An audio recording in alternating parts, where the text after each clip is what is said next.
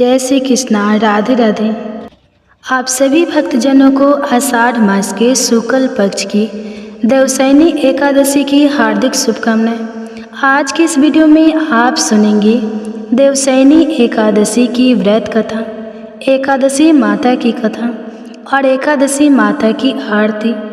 इस एकादशी को पद्मनाभ एकादशी के नाम से भी जाना जाता है। सूर्यदेव के मिथुन राशि में आने पर यह एकादशी आती है और इसी दिन से चतुर्मास का आरंभ हो जाता है। इस दिन भगवान श्री विष्णु क्षीर सागर में शयन करते हैं और फिर लगभग 4 महीने बाद तुला राशि में सूर्य के जाने पर उन्हें उठाया जाता है। उस तिथि को देवउठान एकादशी के नाम से जाना जाता है। तो आइए बड़ी ही श्रद्धा और प्रसन्नचित मन से देवशयनी एकादशी व्रत की कथा का श्रवण करते हैं। बोलिए श्री हरि विष्णु जी की जय।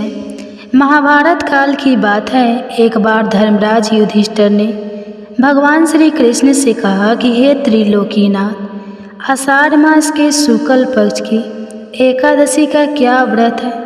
इस दिन किस देवता की पूजा होती है और इस व्रत का क्या विधान है? कृपा कर हे मधुसूदन, यह सब विस्तार पूर्वक बताइए। तब भगवान श्री कृष्ण कहने लगे, हे धर्मराज, एक बार देवर्ष नारद ने भी श्री ब्रह्मा जी से यही प्रश्न पूछा था।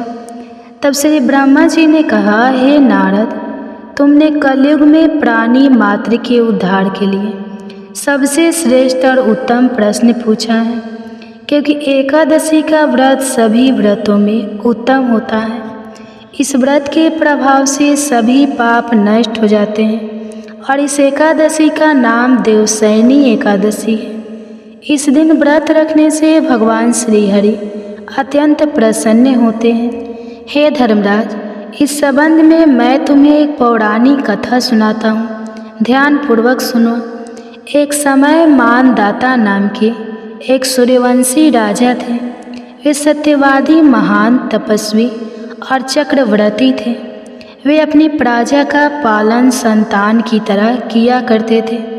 उनकी सारी प्रजा धन धान्य से परिपूर्ण थी और सुखपूर्वक जीवन यापन कर रही थी। उनके राज्य में किसी प्रकार का कोई दुख नहीं था और उस राज्य में कभी काल भी नहीं पड़ता था।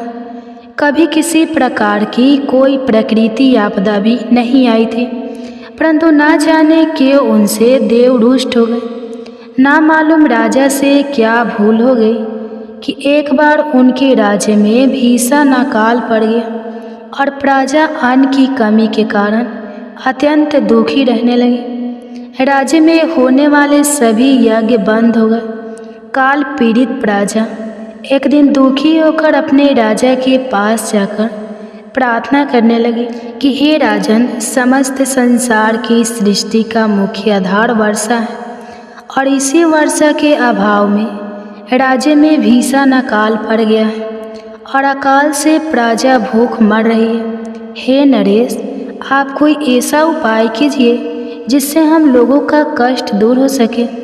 अगर जल्दी ही इस अकाल से मुक्ति ना मिली तो विवश होकर प्रजा को किसी दूसरे राज्य में शरण लेनी पड़ेगी। प्रजाजनों की बात और दुख सुनकर राजा कहने लगे, आप लोग सत्य कह रहे हैं कि वर्षा ना होने से आप सभी बहुत दुखी हैं। राजा के पापों के कारण ही प्रजा को कष्ट भोगना पड़ता है। मैं बहुत सोच विचार कर कह रहा हूँ, परंतु फिर भी मुझे अपना कोई दोष नहीं दिखाई दे रहा। आप लोगों की कष्ट को दूर करने के लिए मैं बहुत उपाय कर रहा हूँ, परंतु आप चिंतित मत होइए, मैं इसका कोई ना कोई उपाय अवश्य ही ढूंढ निकालूँ। राजा के वचनों को सुनकर प्रजा चले गए। राजा मनदाता भगवान मुनियों की पूजा कर कुछ मुख्य व्यक्तियों के साथ लेकर वन को चलते हैं। वहाँ वह ऋषि मुनियों के आश्रमों में घूमते घूमते अंत में ब्रह्मा जी के मानस पुत्र अंगिरा ऋषि के आश्रम पहुँच गए। रात से उतरकर राजा आश्रम में गए। वहाँ ऋषि अभी नैतिक कर्म से निर्वृत्त हुए ही थे कि राजा ने उनके समक्ष पहुंचकर उन्हें प्रणाम किया। ऋषि ने राजा को आशीर्वाद दिया।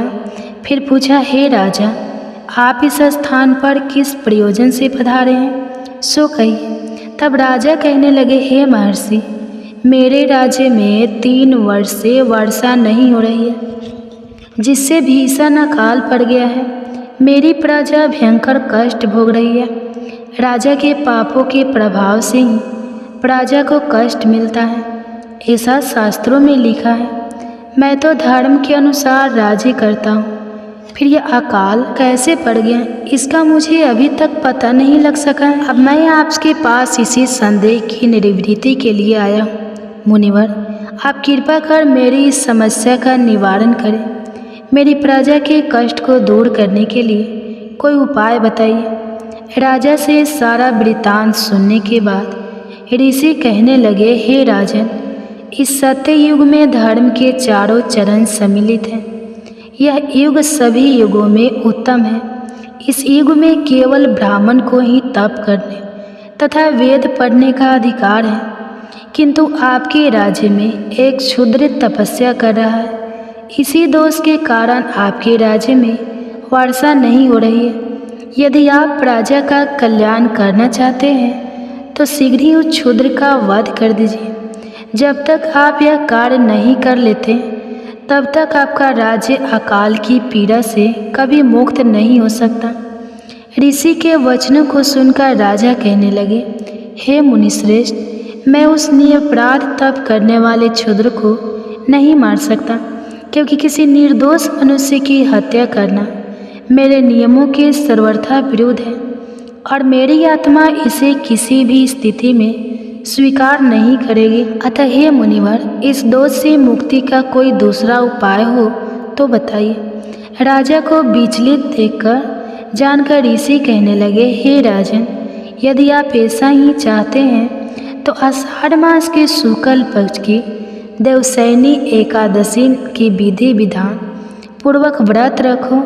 इस व्रत के प्रभाव से तुम्हारे राज्य में वर्षा होगी और प्रजा भी पूर्व की शांति भांति सुखी हो जाएगी, क्योंकि इस एकादशी का व्रत समस्त सिद्धियों को देने वाला है और कष्टों से मुक्ति करने वाला है।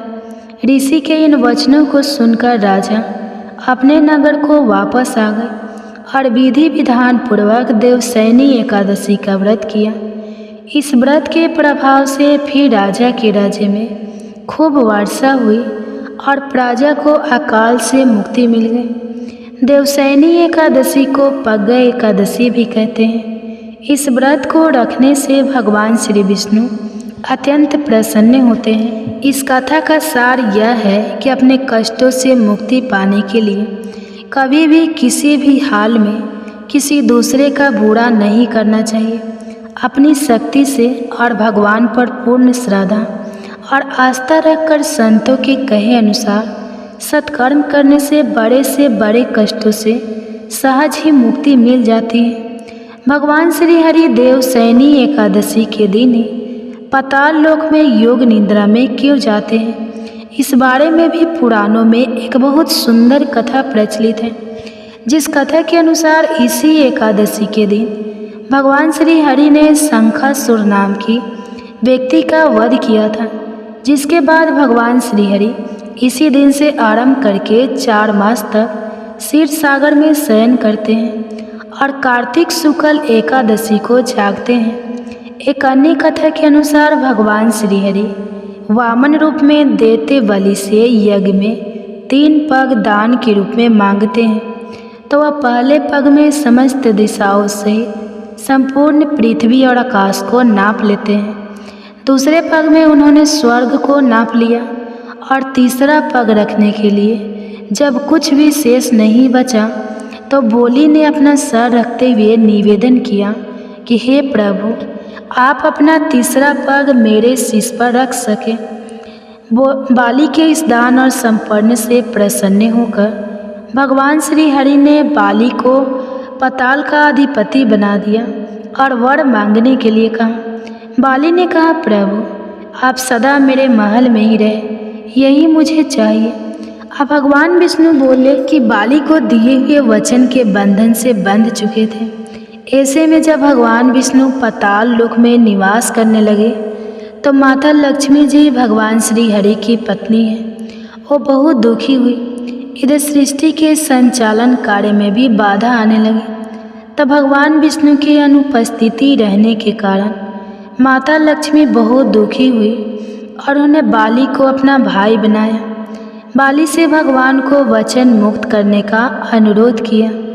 तब इसी दिन से भगवान विष्णु वर का पालन करते हुए, वचन का पालन करते हुए 4 महीने तक देवशयनी एकादशी से लेकर देवउठनी एकादशी तक पाताल लोक में निवास करते हैं। अतः देवशयनी एकादशी को सौभाग्य की एकादशी के नाम से भी जाना जाता है और मोक्ष की इच्छा रखने वाले मनुष्य को इस एकादशी का व्रत अवश्य ही करना चाहिए।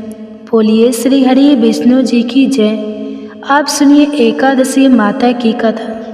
एक राज्य का राजा बहुत ही बुद्धिमान और बलशाली था। वह राजा हमेशा अपनी प्रजा का भी बहुत अच्छे से ध्यान रखता था। प्रजा भी राजा को बहुत प्रेम करती थी। राजा की 2 बेटियां थी। राजा अपनी दोनों बेटियों से बहुत स्नेह करता था। राजा की छोटी बेटी दिखने में बहुत सुंदर और आकर्षित थी और राजा की बड़ी बेटी छोटी बेटी के मुकाबले थोड़ी कम सुंदर थी। राजा की ये छोटी बेटी माता की पूजा किया करती थी और सभी लोग राजा की छोटी बेटी से बहुत प्रेम करते थे, उसकी प्रशंसा किया करते थे। राजा भी अपनी छोटी बेटी को बड़ी बेटी से अधिक प्रेम करता था, जिसके कारण राजा की बड़ी बेटी को अपनी ही छोटी बहन से बहुत नफरत होने लगी थी। धीरे धीरे समय बीता। दोनों राजकुमारियाँ जब बड़ी हो गई तब पड़ोस के राज्य में रहने वाला एक राजकुमार राजा की बड़ी बेटी के लिए रिश्ता लेकर आया। लेकिन जैसे ही उस राजकुमार की दृष्टि राजा की छोटी बेटी पर पड़ी तो राजकुमार राजा की छोटी बेटी पर आकर्षित हो गया और छोटी बेटी से पहली ही नज़र में प्रेम करने लगा। उस राजकुमार ने अब राजा की बड़ी बेटी के साथ विवाह करने से मना कर दिया। उसने राजा से कहा कि महाराज, मैं तो आपकी छोटी बेटी से ही विवाह करना चाहता हूँ। यह सब देखकर अब तो राजा की बड़ी बेटी अपनी छोटी बहन से बहुत अधिक क्रोधित हो गई। राजा की बड़ी बेटी ने अपनी छोटी बहन को अपना सबसे बड़ा शत्रु मान लिया। राजा की बड़ी बेटी ने अपनी छोटी बहन से बदला लेने का निर्णय किया तो राजा की बड़ी बेटी ने अपनी छोटी बहन को जान से ही मारने का उपाय सोचा। अब बड़ी बेटी ने अपनी छोटी बहन को मारने के लिए सबसे पहले एक लड्डू में जहर मिलाकर अपनी छोटी बहन को खाने को दे दिया। छोटी बहन बहुत भोली थी, उसे अपनी बड़ी बहन के षड्यंत्र के बारे में कुछ भी नहीं पता था, तो उसने वह लड्डू खा लिया। लेकिन आश्चर्य की छोटी बहन को लड्डू खाने के बाद भी कुछ नहीं हुआ, तो बड़ी बहन यह सब देखकर बहुत आश्चर्यचकित रह गई। लेकिन अभी बड़ी बहन ने हार नहीं मानी। जब एक रात उसकी छोटी बहन कमरे में सो रही थी तब उसने एक मटके में सांप रखकर उसके कमरे में छोड़ दिया। लेकिन सांप भी छोटी बहन का कुछ नहीं बिगाड़ पाया। जिसके बाद बड़ी बहन ने अपनी छोटी बहन से कहा कि चलो बहन, हम लोग कुएं से पानी भरकर लाते हैं। छोटी बहन चलने के लिए तैयार हो गई। तब पानी भरने बड़ी बहन उसे कुएं के पास ले गई और कुएं में धक्का दिया। लेकिन तब भी छोटी बहन को कुछ नहीं हुआ, क्योंकि हर बार 11 माता उसकी रक्षा कर रही थी। और उधर बड़ी बहन अपने सारे प्रयास के बाद भी लगातार असफल हो रही थी, जिस कारण वह और अधिक क्रोधित हो गई। फिर उसने अपनी छोटी बहन के पास जाकर उससे प्रश्न किया कि मेरी छोटी बहन, क्या तुमको पता है कि भगवान ने सबकी मृत्यु एक निश्चित समय पर लिखी है, और कैसे तुम्हारी या मेरी मृत्यु होगी, क्या तुम यह जानती हो? तब छोटी बहन ने अपनी बड़ी बहन को बताया कि हाँ दीदी, बाकी का तो नहीं पता, लेकिन मैं जानती हूँ कि मेरी मृत्यु कैसे हुई। छोटी बहन ने यह सारी बात सुनकर अब तो बड़ी बहन मन ही मन प्रसन्न होने लगी। तब उसने छोटी बहन से कहा कि बहन, तब मुझे बताओ कि तुम्हारी मृत्यु का राज क्या है। अब छोटी बहन ने अपनी बड़ी बहन से कहा कि दीदी, मेरी मृत्यु तो एक तोते में है। जो तोते के गले में एक हार है, उससे ही मेरी मृत्यु होगी। जब तक कोई भी व्यक्ति तोते को मारकर उस हार को अपने गले में पहनेगा तो मैं मूर्छित हो जाऊंगी, और जैसे ही उस हार को अपने गले से उतारेगा तो मैं वापस जीवित हो जाऊंगी। अपनी छोटी बहन की मृत्यु का राज जानकर अब तो बड़ी बहन बड़ी खुश हुई। अब उसने अपनी छोटी बहन को मारने के लिए उस पालतू तोते को ढूंढना शुरू कर दिया। उधर छोटी बहन को इस बात का आभास हो गया था कि कोई तो है जो उसकी जान लेना चाहता है, जिसके लिए एक रात वह अपने पिताजी के पास गई और उसने अपने पिताजी से कहा कि पिताजी, मेरी मृत्यु के बाद आप मुझे अपनी पुरानी वाली हवेली में एक पलंग पर लेटाकर छोड़ दीजिएगा। अपनी छोटी बेटी की यह बातें सुनकर राजा बड़ा आश्चर्यचकित हो गया। लेकिन राजा ने अपनी छोटी बेटी से पूछा कि बेटी, तुम ये क्या कह रही हो? तब राजा की छोटी बेटी ने बताया कि पिताजी, समय किसी के लिए नहीं रुकता, क्या पता कब किसको क्या हो जाए, इसका किसी को कुछ नहीं पता। तब राजा ने उससे कहा कि तुम ऐसी बातें क्यों करती हो? 2-3 दिन बाद तो तुम्हारा विवाह होना है। लेकिन छोटी बेटी ने अपने पिताजी को ऐसा ही करने पर मजबूर कर दिया और उनसे वचन भी ले लिया। तब राजा ने अपनी छोटी बेटी की बात स्वीकार कर ली और फिर समय आने पर 2-3 दिन के बाद जब विवाह का समय आया तब राजकुमार बारात लेकर राजा के घर आया। अब राजकुमार और राजा की छोटी बेटी के विवाह की रस्में शुरू हो गई। इधर जैसे ही राजा की छोटी बेटी राजकुमार के साथ फेरे लेने के लिए तैयार हुई तो उसकी बड़ी बहन अपनी छोटी बहन के कमरे में जाकर उसके तोते को पकड़ लेती है और उसे जान से मार देती है। तोते के गले में जो हार था उसको उसने अपने गले में पहन लिया। उधर जैसे ही बड़ी बहन ने उस हार को अपने गले में पहना तो उधर 2 बहन जो केवल 3 फेरे ही ले पाती है वहीं पर बीच रास्ते में ही गिरकर बेहोश हो गई। जिसके बाद राजा ने बड़े बड़े हकीम वैद्य को बुलाया और अपनी छोटी बेटी का इलाज करने के लिए कहा। राजा की बात सुनकर जब वैद्य ने छोटी बेटी को देखा तो राजा को बताया कि महाराज, आपकी छोटी बेटी ना तो जीवित है और ना मरी हुई है। ऐसा तो मैं पहली बार देख रहा हूँ। राजा ने वैद्य और हकीम को यह बात बाहर बताने से मना कर दिया और उनसे कहा कि अगर तुमने यह बात किसी को बाहर बताई तो हम तुमको फांसी पर लटका देंगे। राजा ने अब अपनी छोटी बेटी को पुराने महल में ले जाकर एक पलंग पर लिटा दिया और फिर वहाँ पर कुछ सैनिकों को तैनात कर दिया। इसके बाद राजा वापस अपने महल में आ गया। इधर राजा की बड़ी बेटी अपने पिताजी के पास आई और कहने लगी, पिताजी, अगर वो विवाह संपन्न नहीं हुआ तो आपकी इज्जत का क्या होगा? जरा सोचिए, अगर आप कहें तो मैं आपकी इज्जत बचाने के लिए इस राजकुमार से विवाह करने के लिए तैयार हूँ। राजा अपनी बड़ी बेटी के षड्यंत्र के बारे में कुछ भी नहीं जानता था तो उसने अपनी बड़ी बेटी की बात मान ली और तब राजा ने अपनी बड़ी बेटी को छोटी बेटी के कपड़े आभूषण आदि पहनाकर मंडप में भेज दिया ताकि किसी को इस बात का पता न चले कि विवाह छोटी बेटी के साथ नहीं बल्कि बड़ी बेटी के साथ हो रहा है। लेकिन राजकुमार यह जान गया था कि यह तो राजा की छोटी बेटी नहीं है बल्कि राजा की बड़ी बेटी है। अब राजकुमार ने राजा की बड़ी बेटी से विवाह करने से मना कर दिया। तब सभी लोगों ने राजकुमार को मजबूर करके राजा की बड़ी बेटी से बचे हुए फेरों को संपन्न करा दिया और फिर विवाह संपन्न हो गया। जिसके बाद राजकुमार राजा की बड़ी बेटी को अपने महल में ले गया। विवाह होने के बाद राजकुमार उसने ना तो बातें करता था, ना उसे पसंद करता था, ना ही उसके आसपास जाता था। राजकुमार ने तो यह फैसला भी कर लिया था कि चाहे कुछ भी हो जाए वो अपनी प्रेमिका को ढूंढ कर रहेगा और जान कर रहेगा कि उसके साथ हुआ क्या है।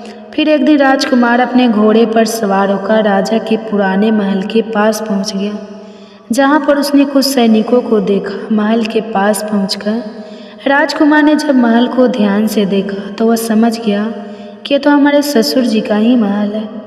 तब राजकुमार ने सैनिकों से पूछा कि तुम लोग यहाँ क्या कर रहे हो और इस महल के अंदर उस पलंग पर कौन लेटा है?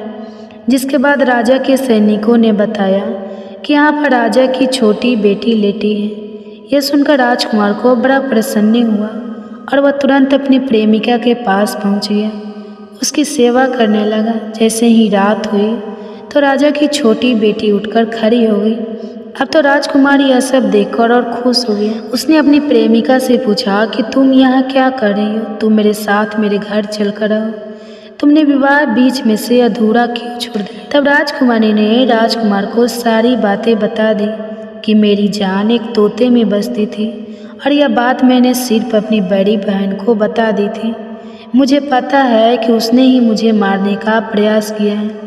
उसके पास एक हार है जिसको वह सुबह पहन लेती है और रात को उतार कर रख देती है। जब तक वह हार को पहने रखती है तब तक मैं मूर्छित रहती हूँ, और जैसे ही वह हार को उतार देती है तो मैं जीवित हो जाती हूँ। और जब तक मेरी बहन के पास वह हार रहेगा तब तक मैं ऐसे ही जीवित और मूर्छित होती रहूँगी। अगर मेरी बड़ी बहन के पास जो हार है वह मेरे हाथ लग जाए तो मैं हमेशा के लिए जीवित हो जाऊँगी। सारा रहस्य जानकर राजकुमार ने छोटी राजकुमारी के साथ ही रहने का निर्णय ले लिया और उसने अपने बचे हुए सारे फेरे उस पलंग पर लेटी हुई छोटी राजकुमारी के साथ पूरे कर लिए और अपना विवाह भी पूर्ण कर लिया और वह वहीं पर रहने लगा। देखते ही देखते समय बीतने पर कुछ दिनों में छोटी राजकुमारी गर्भवती हो गई। एक दिन राजकुमार को किसी काम से बाहर जाना पड़ा। तब राजकुमारी के पेट में बहुत तेज से दर्द उठा, जिसके बाद उसने एकादशी माता का आंगन किया। जिसके बाद वहाँ पर माँ प्रकट हुई और उन्होंने उसका प्रसव कराकर उसे प्रसव पीड़ा से मुक्ति दिलाकर एक पुत्र की प्राप्ति करवाई। और वहीं पर अचानक से तभी राजकुमार भी आ गया। राजकुमार ने ग्यारस माता को देखा तो वह आश्चर्यचकित हो गया और उसने तुरंत ग्यारस माता को प्रणाम किया। ग्यारस माता ने राजकुमार से कहा कि जब तुम्हारा पुत्र 5 वर्ष का हो जाए तब तुम अपनी पत्नी का हार इसके गले में डाल देना। देखते ही देखते राजकुमार और राजा की छोटी बेटी का पुत्र 5 वर्ष का हो गया। तो राजकुमार अपने बेटे से कहने लगा कि बेटा, मैं कुछ काम से बाहर जा रहा हूँ, तुम अपनी माता का ध्यान रखना। ऐसा कहकर वह वहाँ से चला गया। लेकिन जब राजकुमार वहाँ से बाहर जा रहा था तब बड़ी बहन के सैनिकों ने उसे देख लिया और बड़ी बहन को जाकर सारी बातें बता दी। इसके बाद बड़ी बहन ने अपनी छोटी बहन के पुत्र का अपहरण करवा लिया और उसको मरवा दिया। छोटी बेटी के पुत्र के 2 टुकड़े उसने करवा दिए। पहला टुकड़ा चक्के के पास छुपा दिया और दूसरा टुकड़ा अपने पलंग के नीचे छुपा लिया। लेकिन ग्यारस माता अपने भक्तों को किसी कष्ट में नहीं देख सकती, तो अपने भक्त का दुख दूर करने के लिए एक भिखारी का रूप धरकर बड़ी बहन के पास गए। जिसके बाद वह वहाँ पर भिक्षा मांगने लगी। तो बड़ी बहन ने अपने नौकरों से कहा कि जाकर भिक्षा दे दो। लेकिन जैसे ही नौकर ग्यारस माता को भिक्षा देने के लिए आए तो माता ने उन्हें मना कर दिया। कहने लगी कि मैं तो तुम्हारी महारानी से ही भिक्षा लूँगी। जिसके बाद बड़ी बहन खुद आकर ग्यारस माता को भिक्षा देने लगी। तब माता एक बिल्ली का रूप धारण करके उसके कमरे में चली गई और वहाँ पर छोटी बेटी के पुत्र के दोनों टुकड़ों को उन्होंने आपस में जोड़ दिया। टुकड़े जुड़ते ही वह राजकुमार वापस जीवित हो गया। तब ग्यारस माता उस नन्हे बालक को वापस लेकर आ गई। अब तक ग्यारस माता ने राजकुमार को सारा रहस्य समझा दिया था। अब राजकुमार अपने बेटे को लेकर बड़ी राजकुमारी के पास गया और कहने लगा कि अगर तुम इसका ध्यान अच्छे से रखेगी तभी मैं तुमसे बात करूँगा। अब वह नन्हा बालक बड़ी राजकुमारी के पास रहने लगा। एक दिन राजकुमारी अपने बच्चे से कहने लगा, बेटा आज तुम अपनी माँ से उनके गले का हार मांग लेना। अपने पिता की बात मानकर नन्हा राजकुमार अपनी माँ के पास गया और कहने लगा, माँ मुझे तुम्हारा हार चाहिए। यह सुनकर बड़ी राजकुमारी पहले तो बहुत क्रोधित हुई, पर उसे याद आया कि राजकुमार ने कहा था कि अगर मैं इस बच्चे का ध्यान अच्छे से रखूँगी तो ही वह मुझसे बात करेंगे। जिस कारण उसने अपने गले में पहना हुआ वह हार उस बालक को दे दिया और बालक ने वह हार तुरंत ले जाकर अपने पिता को दे दिया। तभी राजकुमार अपने बेटे को लेकर वहाँ से जाने लगा और अपनी पत्नी से कहने लगा कि मैं आज शाम को तुम्हारे साथ आकर खाना खाऊंगा। ऐसा कहकर वह अपने बेटे को लेकर वहाँ से चला गया। जिसके बाद वह सीधा राजा के पास गया और उन्हें सारी बातें सच सच बता दी। राजा अपनी बड़ी बेटी की सारी करतूतें सुनकर बहुत क्रोधित हुए। साथ ही उन्होंने अपनी ही परवरिश पर दोष भी लगाया और इसके अलावा राजकुमार को अपनी छोटी बेटी के साथ रहने के लिए आदेश दे दिए। इस प्रकार ग्यारस माता की कृपा से राजकुमार और राजा की छोटी बेटी अपने पुत्र के साथ सुखपूर्वक रहने लगे। प्रेम से बोलिए एकादशी माता